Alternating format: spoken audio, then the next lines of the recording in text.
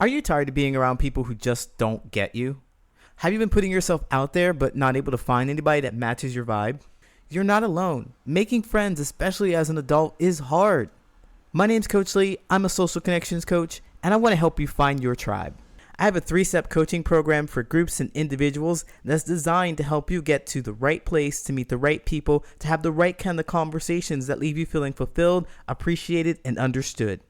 After going through the Find Your Tribe coaching program, you'll discover who it is that you really want to be connected to, how to find those people, and what you need to talk about so that your relationship moves from an acquaintanceship to a close friendship. And with this program, you won't be on this journey alone. You'll have access to a private community in which there are others who are just as intentional about making the kind of connections you are. You'll also have access to live events like weekly Q&As, speed friending, and much more.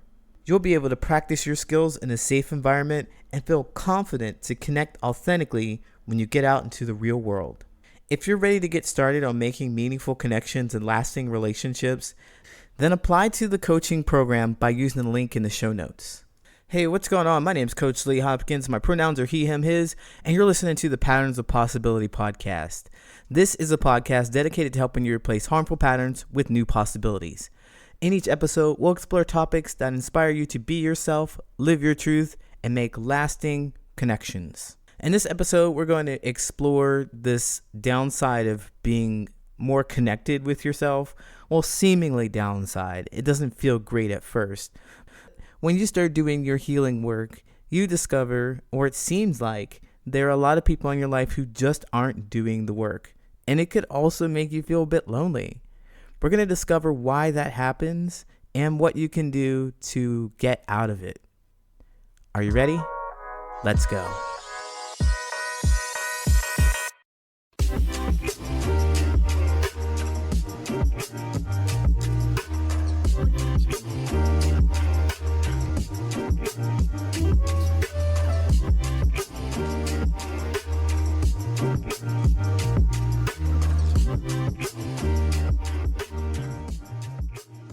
Okay, this is the biggest problem that I've seen so far with breaking generational patterns.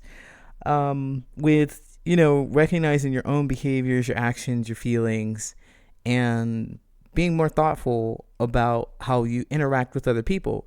It can be a bit daunting and exhausting because it seems like everybody else is just chilling, doing whatever they were doing before, and you're the only one who's doing the work. You're doing the heavy lifting. You explore your feelings and you examine your behaviors that are attached to them, and you're focused on who you are and how you show up in spaces, but nobody else cares.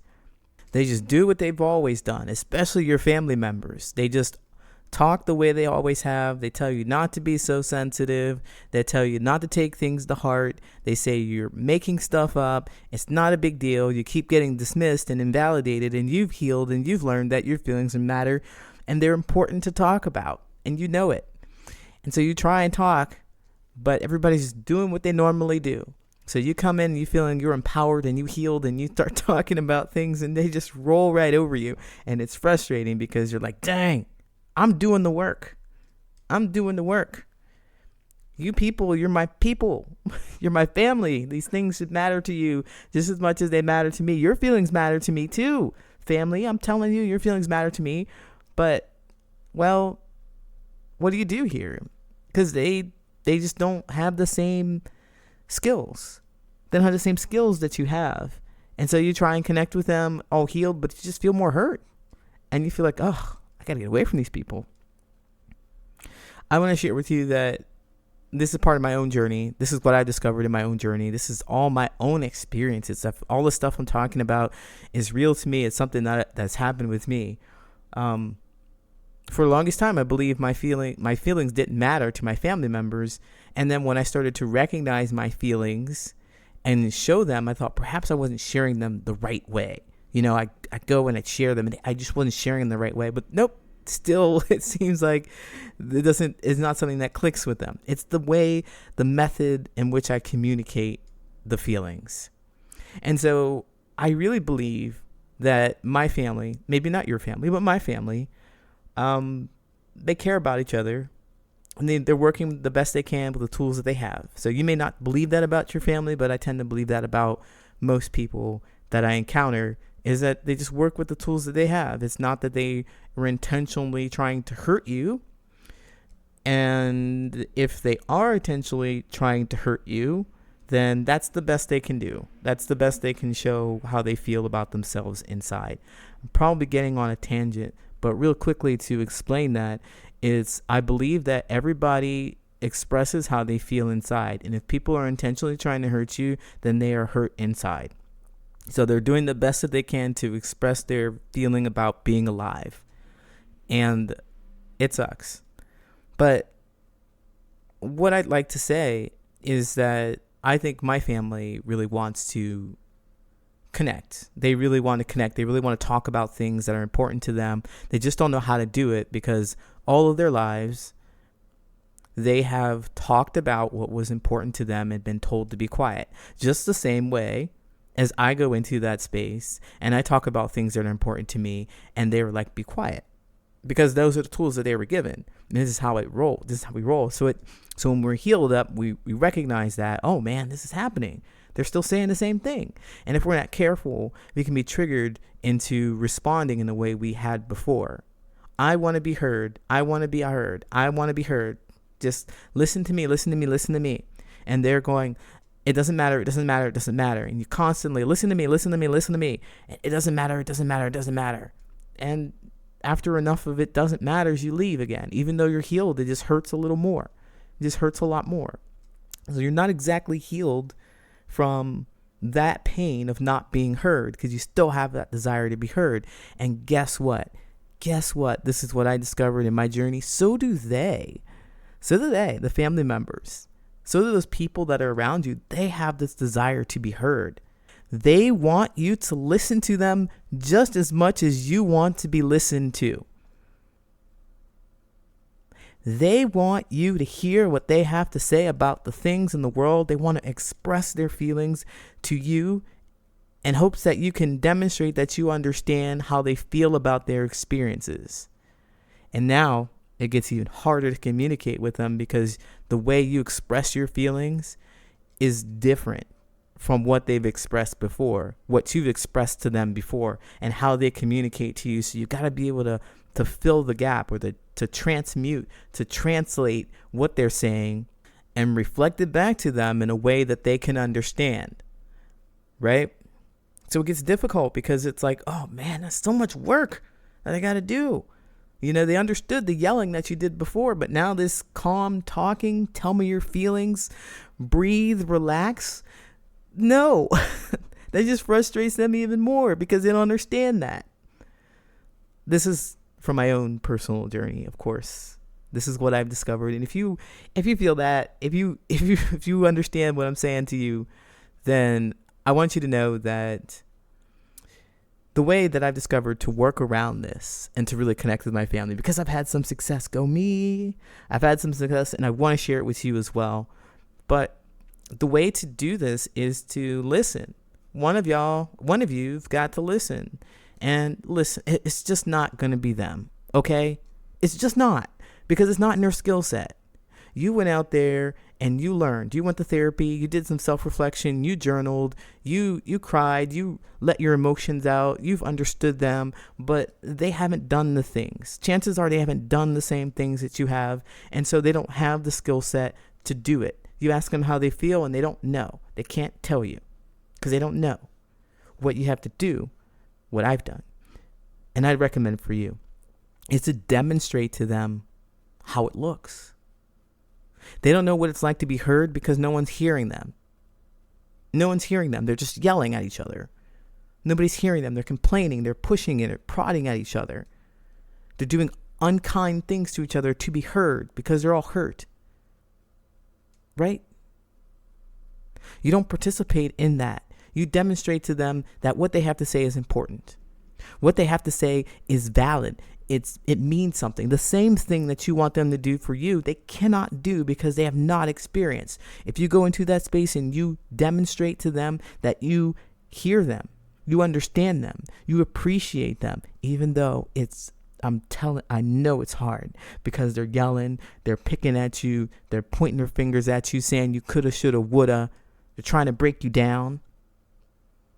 Remember that is how they feel inside. For some reason, we humans, we express what we feel inside.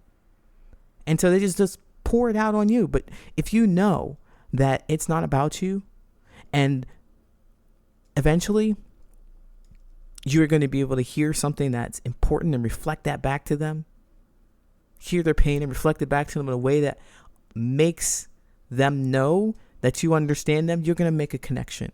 And man, it is hard. It is really difficult because you were the only one doing the work. It seems like it. But if they only had the tools, they could do the work. Why don't they go to therapy on their own? I don't know. I don't know. But here you are. You're the one who has the desire to have the connection. If you do not have the desire to have a connection, then don't do it. Don't be all up in my inbox saying you can't do this, you shouldn't. Don't be advising people. I'm not advising you. If you're not interested in making this connection, then don't. But for the other people who see that their family could benefit, who might be able to see that there's something there, who really want to try something new, try something different, I'm here to help you and support you with that. I'll be right back with the Answer Reddit question.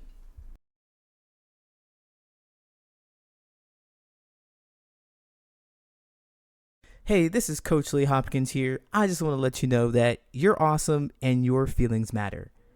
I know the holidays are fast approaching, and if you're going home to a family to be surrounded by people who don't believe that your feelings matter, and you constantly get caught up in the fighting and the frustrations, the woulda, coulda, shouldas, the obligations that you have with family, I want to empower you to break those generational patterns of disdain and distrust. On October 9th, for 4 weeks, I will be releasing content from my masterclass, Friends with Family. This content from Friends with Family is going to help you develop skills to be more grounded in yourself so that you can actually connect with your family. By the end of the 4 weeks, you're going to learn to create more connecting and curious conversations. You'll also learn how to navigate high drama topics without getting drawn into a conflict. Now, this course is not going to fix deep-seated problems that you might have with your family members, and it won't heal any traumas that you've experienced. It's going to help you communicate more authentically, to empower you to have regular conversations and actually connect with your family. Each week, I'm going to release a video for you to watch on demand as you want. And then I will be answering questions on a live Q&A on the coming Friday. If this interests you, it's absolutely free to join, absolutely free to follow along. There's no obligation. It's my sincere hope that more of us out there who are breaking those generational patterns to not just stop the pain from moving forward, but to really become friends with our family. If you want to be a part of this, we start October 9th. Check the link in the show notes. All right, now it's time for the Reddit friendship advice question. If you have a friendship advice question that you think I should answer, tag me in it on Reddit. My handle is Brilliant and Resilient. That's Brilliant, the letter N, Resilient. This one comes from our family. I thought it would be appropriate since we were talking about family relationships on this one. The title is Mother-Daughter Relationship Issues, Mental Health, and Religion. I'm a 30-year-old female. My mom and I have had problems going back as far as I can remember. These got worse when she got laid off and started spying on me with a keystroke logger program and devoting her time to the Catholic Church. My dad isn't very religious, but his first wife passed young, and tragically, he treats my mother like a queen. He goes along to get along. So it was church every weekend at least, confirmation, youth group, and so on. I was never interested much in religion, especially when it was crammed down my throat by all these forced activities, including a month-long pilgrimage to Bosnia when I was in high school. She always told me I didn't have to come to church with her once I moved out of the house, and she wasn't paying for anything. And that's been the case.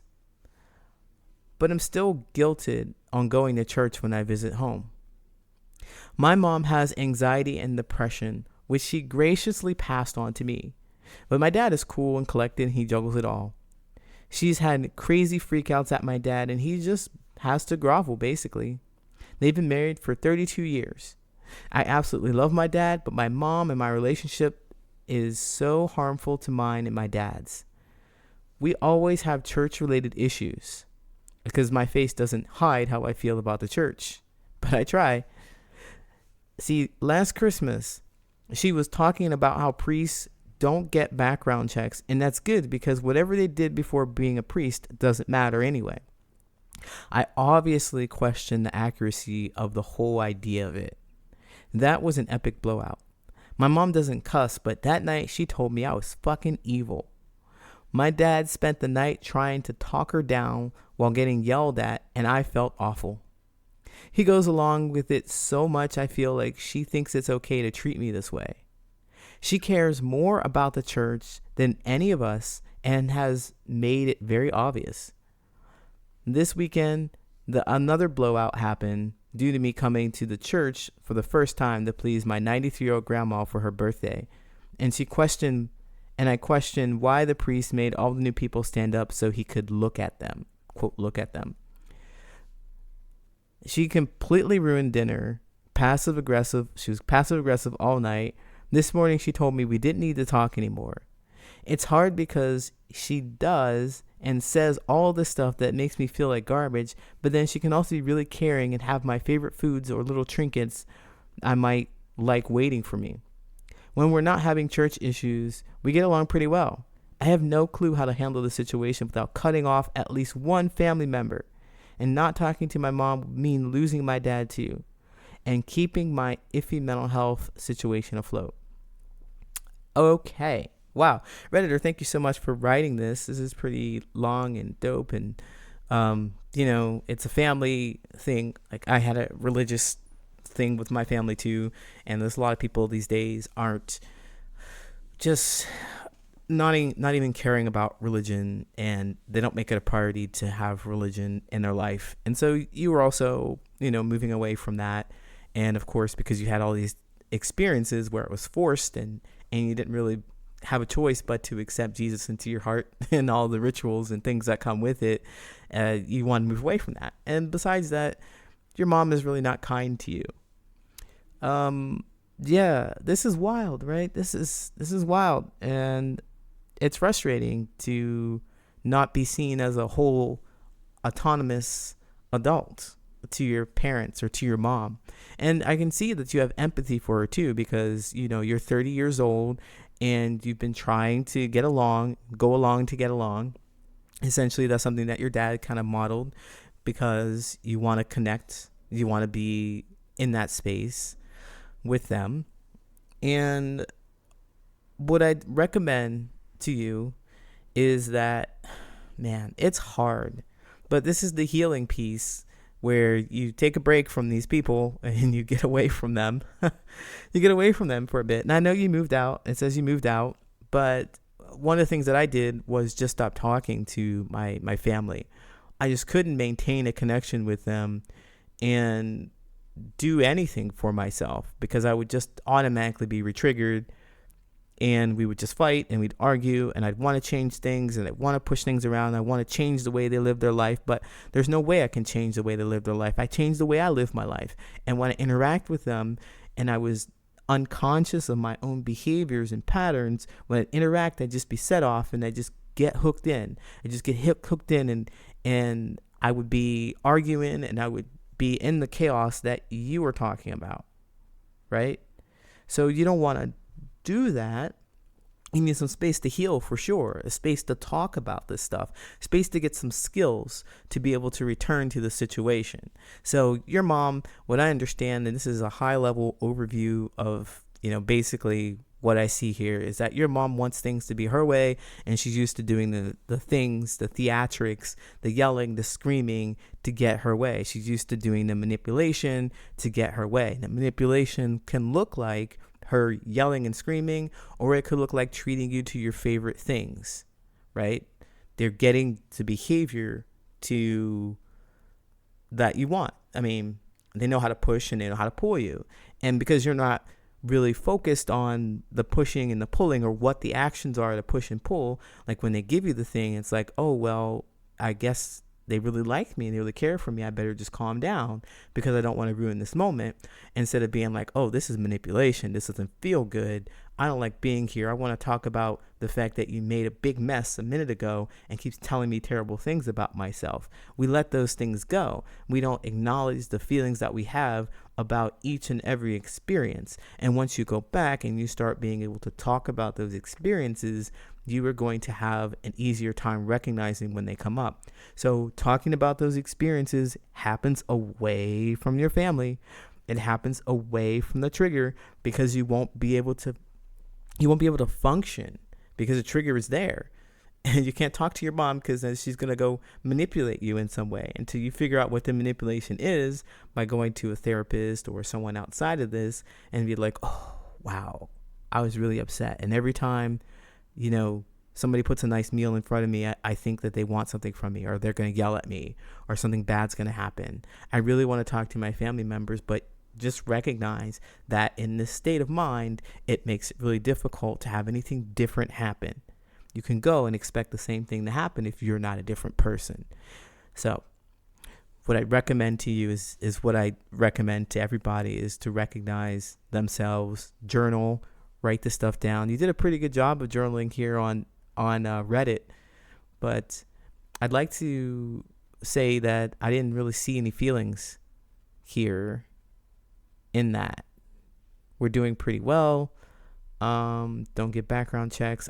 I don't know if I see anything that says she does stuff that makes me feel like garbage. Something like, I'm angry and I'm hurt. I'm disappointed. And specifically about what? I'm angry that she says I was fucking evil. I'm hurt that she said I was fucking evil. I felt awful. I see that. I feel awful. That's something that's good there. You felt awful because your dad was getting yelled at and you felt like it was your fault. But one of the things I can see here is that there's a push and pull. It's the last thing I'll say about this, is the push and pull. It's like you want to be heard and she also wants to be heard. She wants things to be her way. She wants you to know how important church is to her. And by goodness, don't you know, as all the stuff that she's pushed on you, don't you know? I wonder why it's so important to her. What's so important about going to church for her? I wonder if you know that. I wonder if... The reason why I bring this up is because we're constantly trying to be heard while no one's listening. And she's doing something that needs to be heard.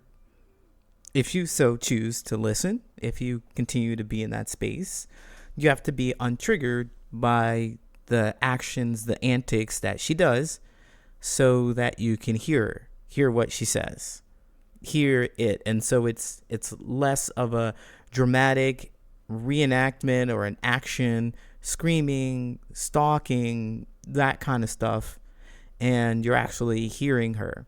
Now, again, this is all voluntary stuff, right? I'm not a therapist. I'm not telling you to go and be yelled at and be abused and all kinds of stuff. But it seems like you really want to connect with her. And in order to do that, somebody has to listen. And man, it feels awful because you're the only one doing the work, or you have the higher awareness or whatever. But it feels like, oh man, I got to do this alone. It's frustrating. She's going to be momming and I'm going to be trying to listen to her while not getting, hit in the head with these insults. And I laugh at it because I've been through it and I know it. I know what it feels like. But on the other side of it, it's really amazing. I can't tell you how wonderful my relationship with my mom has been and how we actually talk to each other, and she's supportive, and I understand more about her and her experiences in her life. And she's telling me stories now about how she grew up and about how fun things were and how some things weren't fun. Some things are really painful. But I get the privilege to hear that because I wasn't triggered or scared or frustrated or took it really to heart with her expression of her world to me. how she expressed it. The way she learned how to express it. I learned about what it was like for her when she grew up. And man, she did a lot of work to make sure that we didn't grow up in the same kind of environment. She did a lot of work. I respect that. And I love it. And I just can't. I'm just so excited that it is true for me. And I want it to be true for you too. I want it to be so that they feel heard, understood, accepted, appreciated, acknowledged. And you still get to keep all of your own feelings about what happened, but it's just not the right time to discuss it. You got to go talk to somebody else and get some healing, and then you can return to the space. Specifically with the skill to be able to hear them, reflect back to them without having all of your own emotions in the mix. My 4-week class is exactly designed for this kind of thing. It's not something that's going to get you healed and have you have easy conversations. That's going to take work, but it's going to put you in the right direction to identify those triggers, to work on those triggers, and to be in a supportive environment in which you can do so. The first video dropped yesterday. The classes are on demand with a Q&A every single week, so I can answer your questions specifically, your questions about your issue. So you may as well join us. Come get some of this understanding, healing, and don't feel so alone while you're doing it. I hope to see you there. Redditor, thank you so much for asking your question. I know that you didn't ask me to answer it, but I did, and I hope that it helps. Best of luck to you. Take care.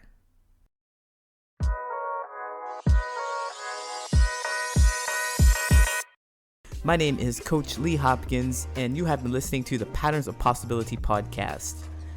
You can find me at patternsofpossibility.com and on all social media at Patterns of Possibility.